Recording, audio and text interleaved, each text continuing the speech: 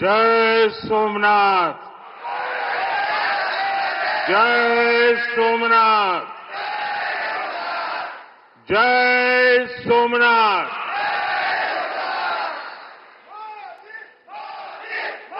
गुजरात के लोकप्रिय मुख्यमंत्री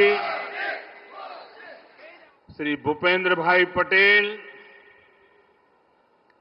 ऊर्जावान युवा उप मुख्यमंत्री हर्ष संघवी जी, गुजरात सरकार में मंत्री जीतूभाई वाघाणी, अर्जुन भाई मोढवाडिया,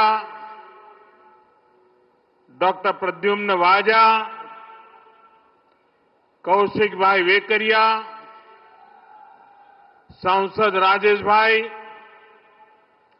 अन्य महानुभाव, देवी और सज्जनों, आज देश के कोने कोने से लाखों लोग जुड़े हैं हमारे साथ। उन सबको भी मेरी तरफ से जय सोमनाथ। साथियों, ये समय अद्भुत है, ये वातावरण अद्भुत है, ये उत्सव अद्भुत है। एक और स्वयं देवादिदेव महादेव, दूसरी ओर समुद्र की विशाल लहरें, सूर्य की किरणें, मंत्रों की ये गूंज, आस्था का ये उफान, और इस दिव्य वातावरण में भगवान सोमनाथ के आप सब भक्तों की उपस्थिति, ये इस अवसर को दिव्य बना रही है, भव्य बना रही है।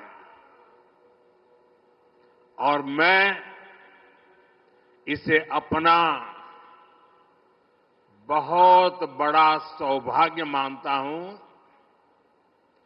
कि सोमनाथ मंदिर ट्रस्ट के अध्यक्ष के रूप में मुझे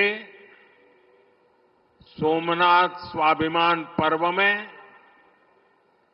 सक्रिय सेवा का अवसर मिला है।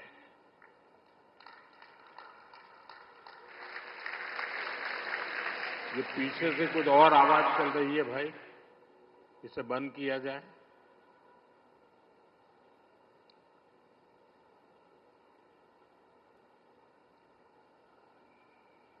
बहत्तर घंटों तक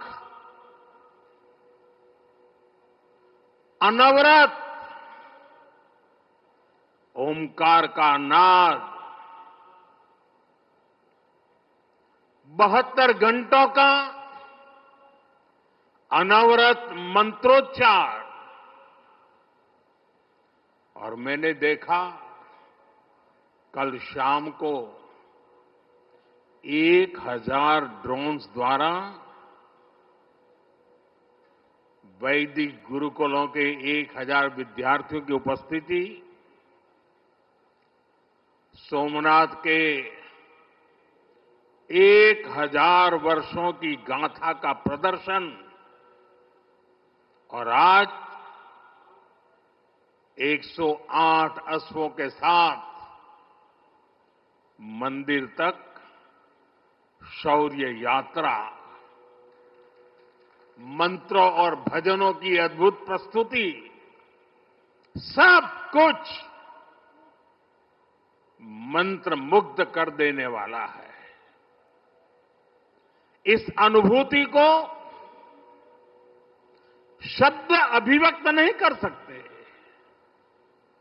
इसे केवल समय ही संकलित कर सकता है। इस आयोजन में गर्व है, गरिमा है, गौरव है और इसमें गरिमा का ज्ञान भी है। इसमें है वैभव की विरासत, इसमें है आध्यात्म की अनुभूति,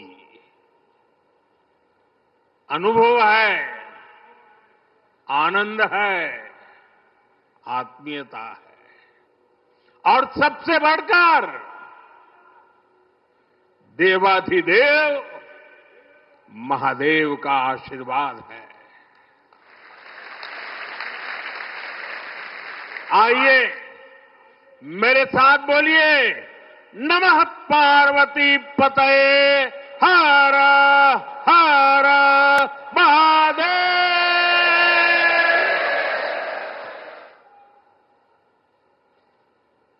साथियों, आज जब मैं आपसे बात कर रहा हूं तो मन में बार बार ये प्रश्न आ रहा है कि ठीक 1000 साल पहले ठीक इसी जगह पर जहां आप बैठे हैं क्या माहौल रहा होगा। आप जो यहां उपस्थित हैं उनके पुरखों ने, आपके पुरखों ने, हमारे पुरखों ने जान की बाजी लगा दी थी अपनी आस्था के लिए,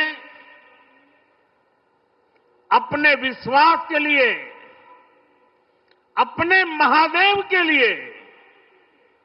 उन्होंने अपना सब कुछ न्योछावर कर दिया। 1000 साल पहले तब वो आतताई सोच रहे थे कि हमें जीत लिया, लेकिन आज 1000 साल बाद भी सोमनाथ महादेव के मंदिर पर फहरा रही ध्वजा पूरी सृष्टि का आह्वान कर रही है कि हिंदुस्तान की शक्ति क्या है, उसका सामर्थ्य क्या है। प्रभास पाटन तीर की इस मिट्टी का कण कण शौर्य, पराक्रम और वीरता का साक्षी है। सोमनाथ के इस स्वरूप के लिए कितने ही शिव भक्तों ने, संस्कृति के उपासकों ने, संस्कृति के ध्वज धारकों ने अपने प्राणों की आहुति दी है। आज सोमनाथ स्वाभिमान पर्व पर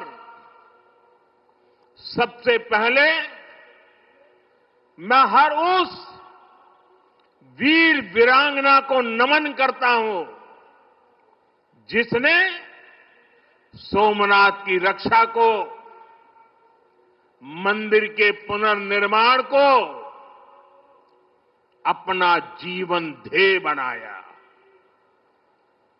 अपना सब कुछ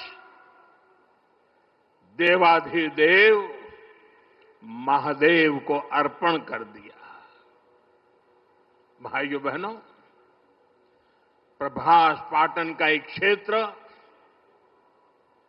भगवान शिव का अपना क्षेत्र तो है, इसकी पवित्रता भगवान श्री कृष्ण से भी जुड़ी है।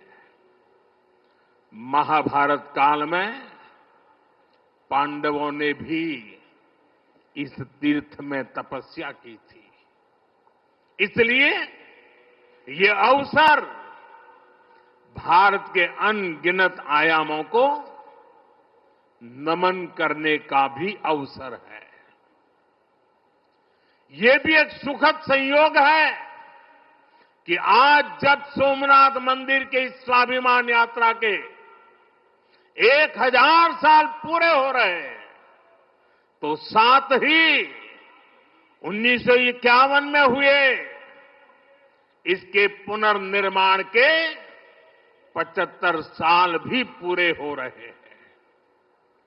मैं दुनिया भर के करोड़ों श्रद्धालुओं को सोमनाथ स्वाभिमान पर्व की शुभकामनाएं देता हूं। साथियों, सोमनाथ स्वाभिमान पर्व 1000 साल पहले हुए विध्वंस के स्मरण के लिए नहीं, ये पर्व 1000 साल की यात्रा का पर्व है। साथ ही ये हमारे भारत के अस्तित्व और अभिमान का पर्व है, क्योंकि हमें हर कदम पर, हर मुकाम पर सोमनाथ और भारत में अनोखी समानताएं दिखती है। जैसे सोमनाथ को नष्ट करने के एक नहीं अनेकों प्रयास हुए, दुष्प्रयास हुए, उसी तरह विदेशी आक्रांताओं द्वारा कई सदियों तक भारत को खत्म करने की लगातार कोशिशें होती रही, लेकिन न सोमनाथ नष्ट हुआ और न ही भारत नष्ट हुआ।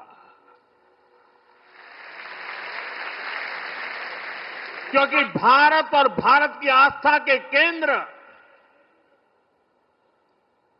एक दूसरे में समाये हुए हैं। साथियों, आप उस इतिहास के बारे में कल्पना करिए। आज से 1000 साल पहले सन 1026 में सबसे पहले गजनी ने सोमनाथ मंदिर को तोड़ा। उसे लगा उसने सोमनाथ का वजूद मिटा दिया, लेकिन कुछ वर्षों के भीतर भीतर सोमनाथ का पुनर्निर्माण हो चुका था। 12वीं शताब्दी में राजा कुमारपाल ने मंदिर का भव्य जीर्णोद्धार करा दिया था, लेकिन 13वीं शताब्दी के अंत में अलाउद्दीन खिलजी ने सोमनाथ पर फिर आक्रमण का दुस्साहस कर दिया। कहते हैं जालोर के रावल ने खिमजी सेनाओं से जमकर लोहा लिया। इसके बाद 14वीं शताब्दी की शुरुआत में जूनागढ़ के राजा द्वारा फिर से सोमनाथ की प्रतिष्ठा संपन्न कर दी गई।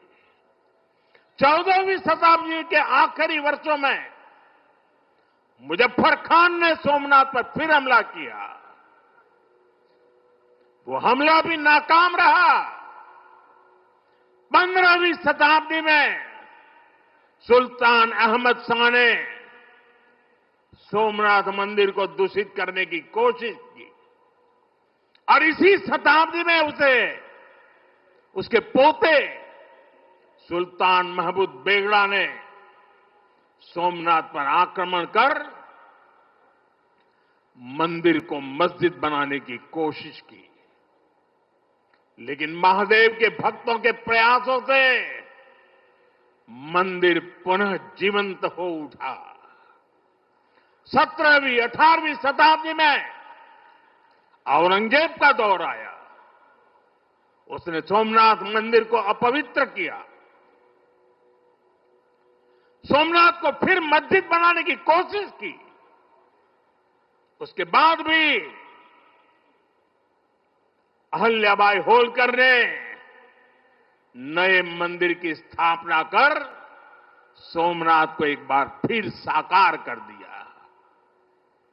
यानी सोमनाथ का इतिहास विनाश और पराजय का इतिहास नहीं है।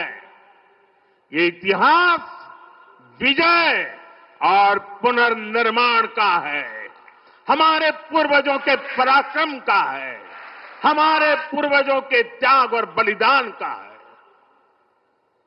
आतताई आते रहे, मजहबी आतंक के नए नए आक्रमण होते रहे, लेकिन हर युग में सोमनाथ पुनः पुनः स्थापित होता रहा। इतनी सदियों तक का संघर्ष, इतना लंबा प्रतिकार, इतना महान धैर्य, सृजन और पुनर्निर्माण का ऐसा जीवन, ये सामर्थ्य अपनी संस्कृति में ऐसा विश्वास और ऐसी आस्था दुनिया के इतिहास में ऐसा उदाहरण मिलना मुश्किल है।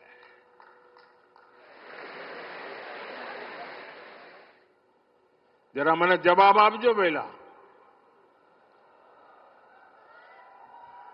આપણે આપણા પૂર્વજોના પરાક્રમનું પુણ્ય સ્મરણ કરવું જોઈએ કે ના કરવું જોઈએ?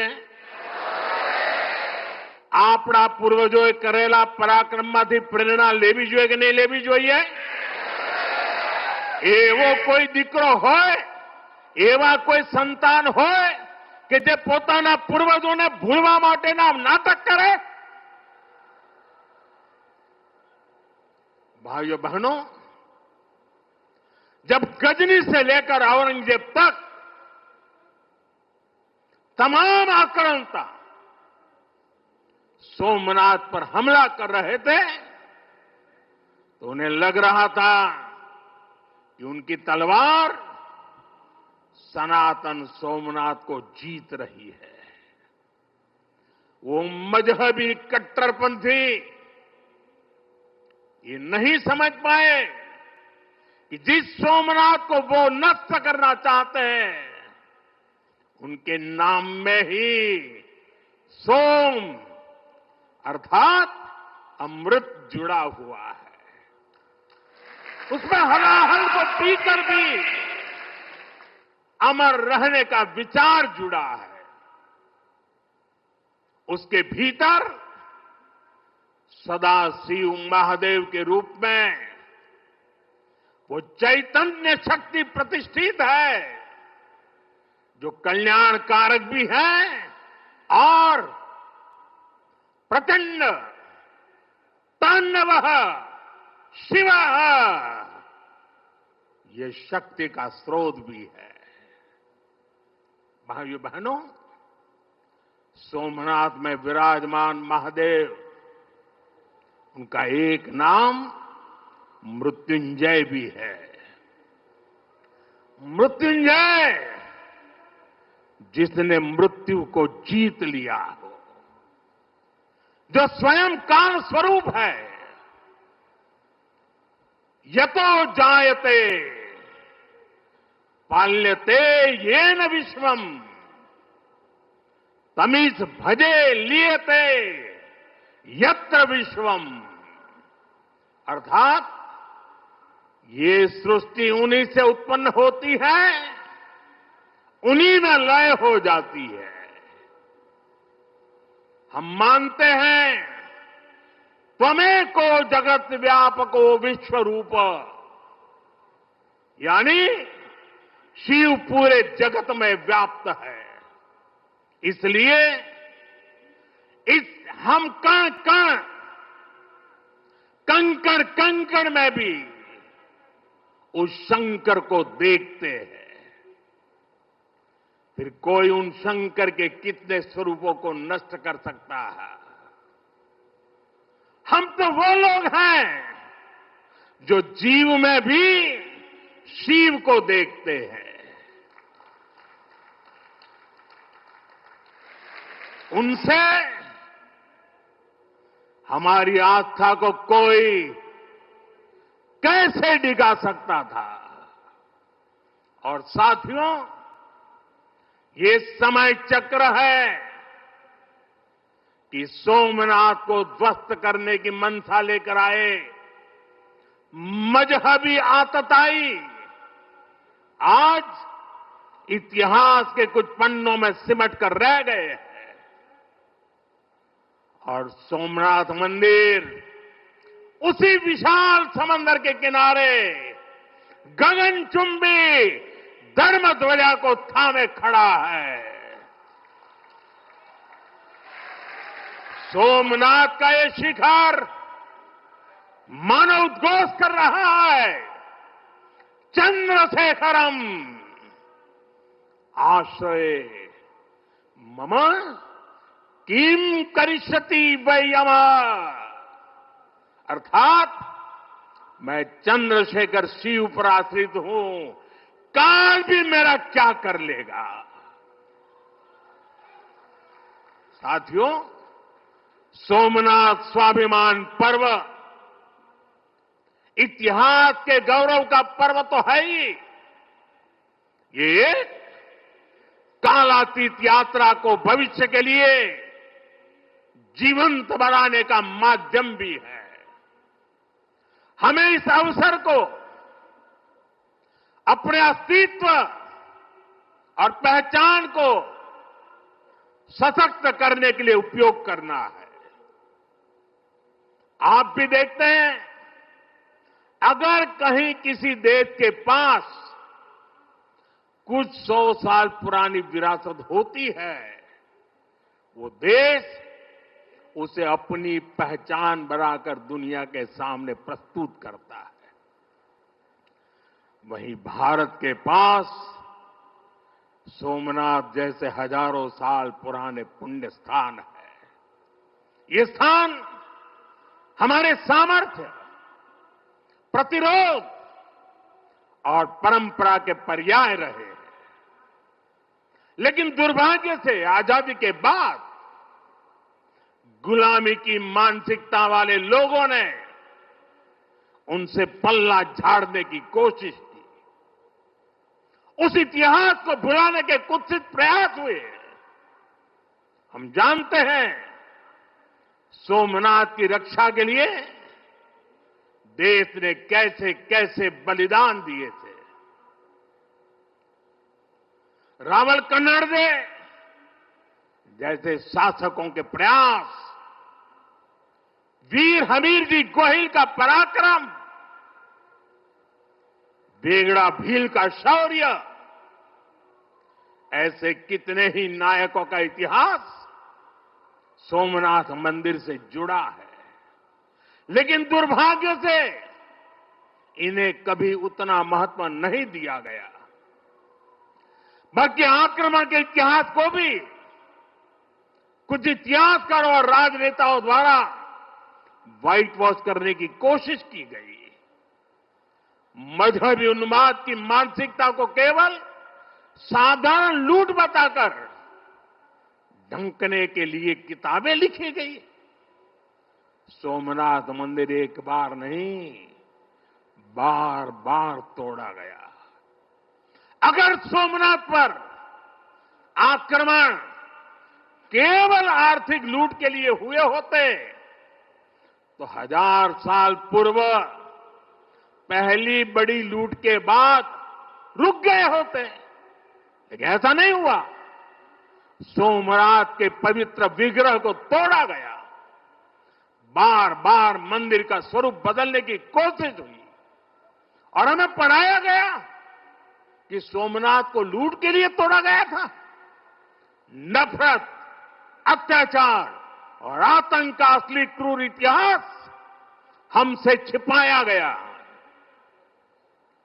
साथियों, हमने धर्म के प्रति ईमानदार कोई भी व्यक्ति ऐसी कट्टरपंथी सोच का समर्थन नहीं करेगा।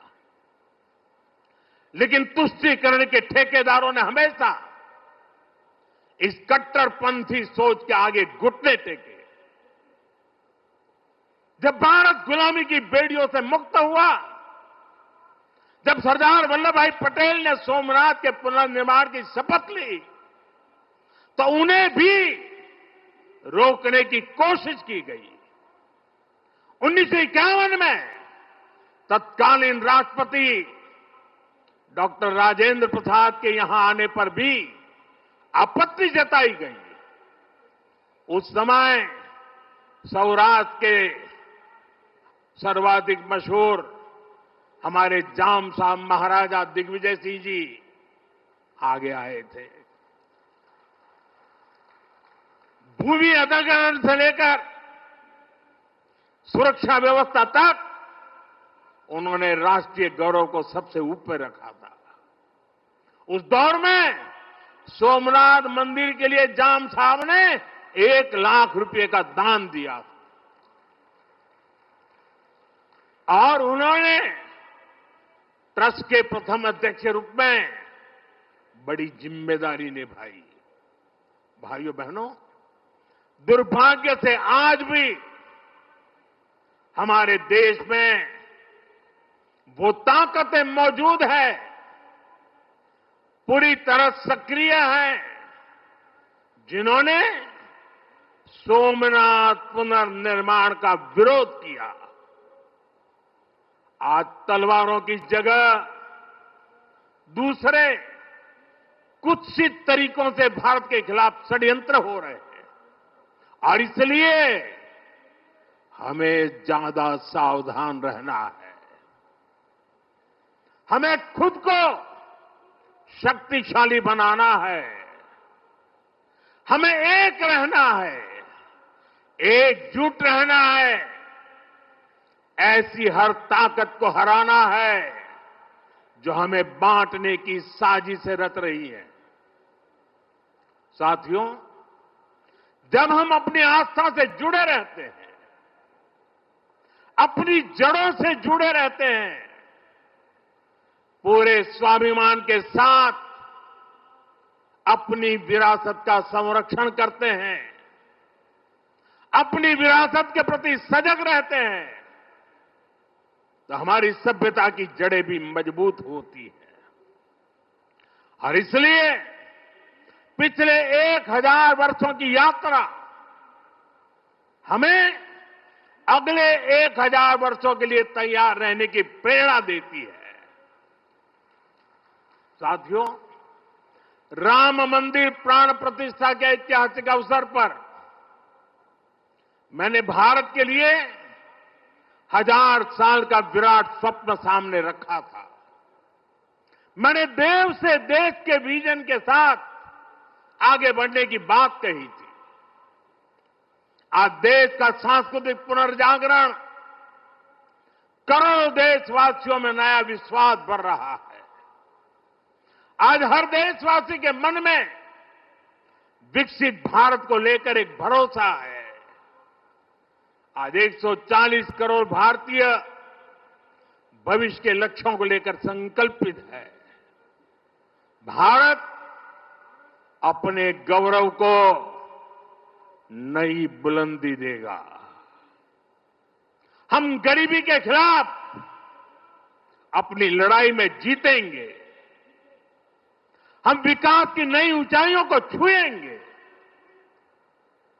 पहले दुनिया की तीसरी बड़ी अर्थव्यवस्था बनने का लक्ष्य, फिर उसके आगे का सफर, देश अब इसके लिए तैयार हो चुका है और सोमनाथ मंदिर की ऊर्जा हमारे इन संकल्पों को आशीर्वाद दे रही है। साथियों, आज का भारत विरासत से विकास की प्रेरणा लेकर आगे बढ़ रहा है। सोमनाथ में भी विकास भी विरासत भी, ये भावना निरंतर साकार हो रही है। आज एक और सोमनाथ मंदिर का सांस्कृतिक विस्तार, सोमनाथ संस्कृत यूनिवर्सिटी की स्थापना, माधवपुर मेले की लोकप्रियता और उसके रंग इनसे हमारी विरासत मजबूत हो रही है। गिर लायन के संरक्षण से इस क्षेत्र का प्राकृतिक आकर्षण बढ़ रहा है, तो वहीं प्रभास पाटन क्षेत्र के विकास के नए आयाम भी गढ़े जा रहे हैं। केशोद एयरपोर्ट का विस्तार किया जा रहा है। इससे देश विदेश से श्रद्धालु सीधे सोमनाथ तक पहुंच सकेंगे। अहमदाबाद से वेरावल वंदे भारत ट्रेन की शुरुआत से तीर्थयात्रियों और पर्यटकों का समय कम हुआ है। इस क्षेत्र में यात्रा धाम सर्किट का विकास भी किया जा रहा है। यानी आज का भारत आस्था को स्मरण करने के साथ ही इंफ्रास्ट्रक्चर, कनेक्टिविटी और टेक्नोलॉजी के जरिए उसे भविष्य के लिए सशक्त भी कर रहा है। साथियों, हमारी सभ्यता का संदेश कभी किसी को पराजित करने का नहीं रहा, बल्कि जीवन को संतुलन में रखने का रहा है। हमारे यहां आस्था की राह हमें घृणा की तरफ नहीं ले जाती। हमारे यहां शक्ति हमें विनाश करने का अहंकार नहीं देती। सोमनाथ जैसे तीर्थ ने हमें सिखाया है कि सृजन का मार्ग लंबा होता है, लेकिन वही स्थायी होता है, चिरंजीव होता है।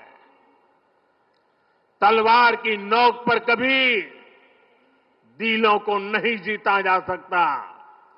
जो सभ्यताएं दूसरों को मिटाकर आगे बढ़ना चाहती हैं, वे स्वयं समय में खो जाती है। इसलिए भारत ने दुनिया को ये नहीं सिखाया कि दूसरे को हराकर कैसे जीता जाए, बल्कि ये सिखाया कि कैसे दिलों को जीतकर जिया जाए। ये विचार आज दुनिया की जरूरत है। सोमनाथ की 1000 वर्षों की गाथा पूरी मानवता को सीख दे रही है। इसलिए आइए हम संकल्प करें, हम विकास की ओर आगे बढ़ें, कदम से कदम मिलाकर चले, कंधे से कंधा मिलाकर चले, मन से मन को जोड़कर चले। लक्ष्य को ओझल दिए हुए बिना हम चलते चले और साथ ही अपने अतीत और अपनी विरासत से भी जुड़े रहें। हम आधुनिकता को अपनाते हुए अपनी चेतना को संभाले रखें। आइए सोमनाथ स्वाभिमान पर्व जैसे आयोजनों से प्रेरणा लेते हुए विकसित होने के मार्ग पर तेजी से चले। हर चुनौती को पार करते हुए हम अपने लक्ष्य तक पहुंचे। और ये कार्यक्रम आज तो शुरू हो रहा है। हमें 1000 साल का स्मरण देश के कोने कोने में करना है। दुनिया को हमारी विरासत का परिचय करवाना है। हमें 75 साल का ये नया पर्व भी मनाना है और हम 2027 मई तक इसको मनाते रहें, जन जन को जगाते रहें।